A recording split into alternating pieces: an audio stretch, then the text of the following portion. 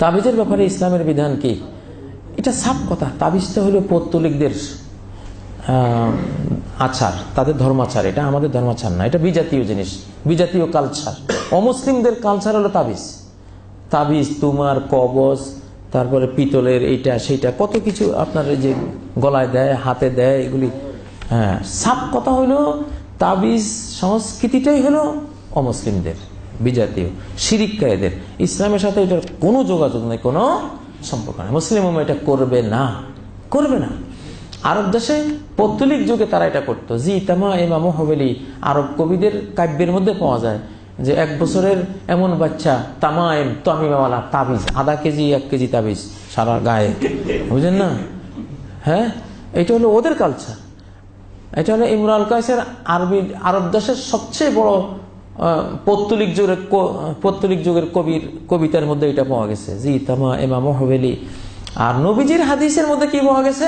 মানে আল্লাকা তামিমাতান ফাকাদ আশরাকা, যে তাবিজ ঝুলালো সে মূর্তি পূজা করলো, যে তাবিজ লটকাইলো সে মূর্তি পূজা করলো। এটা মূর্তি পূজার অংশ, পার্ট। এটা ইসলামে আল্লাহ পূজার পার্ট এটা না। কারণ ভরসাটা আল্লাহ থেকে কোন দিকে ডাইভার্ট হয়? তাবিজের দিকে চলে যায়। যে আমি তাবিজ দিয়েছি, ফার্স্ট ক্লাস পাবোই, ফার্স্ট ক্লাস পাওয়ার তাবিজ, গোল্ডেন A+ পাওয়ার তাবিজ এখন বাজারে পাওয়া যায়, বুঝলেন না? শয়তানি যে কত রকম। তো মানে আল্লাহ কাশাইয়ান ওয়াকালা ইলাইহি, নবী সাল্লাল্লাহু আলাইহি ওয়াসাল্লাম বলছেন, যে কিছু ঝুলাবে তাবিজ তোমার, তাকে ওই তাবিজ তোমার উপরে ছেড়ে দেওয়া হবে, আল্লাহ তার কোনো দায়িত্ব না। তাবিজ দিয়ে যদি সবকিছু হইতো তাহলে জাতিসংঘের উচিত ছিল কোটি কোটি তাবিজ বানাইয়া সব গরিবের গলায় একটা লটকা দিতে, দারিদ্র বিমোচন হয়ে যেত। যত রোগী আছে, জিকা ভাইরাস, সোয়াইন ফ্লু, তাই না? তাবিজ লটকা দিলে যদি এত কিছু হয়ে যেত, একটা করে তাবিজ দিলে জাতিসংঘের নেতৃত্বে, তাহলে তো কোনো সমস্যাই ছিল না। এটা শয়তানি এগুলি কানু ইয়াকরাহুনা তামাইমা কুল্লাহা।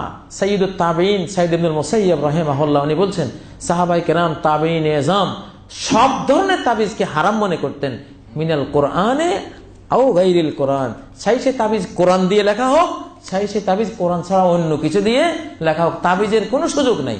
প্রশ্ন করতে পারেন, কোরআন দিয়ে লিখলে শিরক হবে কেন? কোরআন দিয়ে লিখলে শিরক হবে এই জন্য যে তাবিজ কোনটা কোরআনের আর কোনটা ওর মন্ত্রের, এটা পাবলিক কি বুঝবে? তাহলে তুমি যদি কোরআনকেও তাবিজ বানিয়ে ঝুলাও, এটা শিরকি বাক্য লিখে তাবিজ ঝুলাবার রাস্তা সুগম করে দেবে। এটা উসিলা হবে শিরকি তাবিজের, ঠিক না? শিরকি তাবিজের উসিলা হবে।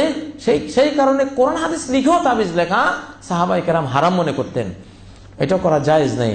আর আরেকটা হলো, কিছু লিখে আমি লটকাইলে আমার ফায়দা কি? কোরআন লটকাইলে সওয়াব হবে, এটা তো কোরআন হাদিসে কোথাও নেই। কোরআন পড়লে 1 অক্ষরে 10 নেই, পড়লে। যেমন আপনি আঙ্গুর খেলেন, নাশপাতি খেলেন, আপেল খেলেন, সেটা খেলে আপনার ভিটামিন হবে, ক্যালসিয়াম হবে, আপনার আমিষ হবে, কত কিছু হবে, ঠিক না? কিন্তু আপনি যদি 1 কেজি আঙ্গুর গলায় লটকাইলেন, খুব দামি দেখা 1 কেজি আঙ্গুর 400 টাকা দাম, বুঝলেন না? একবার টাটকা, আজকে মাত্র ফ্রিজ থেকে বাইর করছে। এখন কিরে লটকাইছেন ভাই, তুমি আঙ্গুর লটকাইলে কেন? ওই অনেক ফায়দা আঙ্গুরে, এই আছে সে আছে, এই ভিটামিন ওই ভিটামিন, এটা কোরআনেও আছে আঙ্গুরের কথা, ওই যে লটকাইছে। আরে পাগল, এটা কোরআনে লটকাইবার কথা কইছে না খাবার কথা কইছে?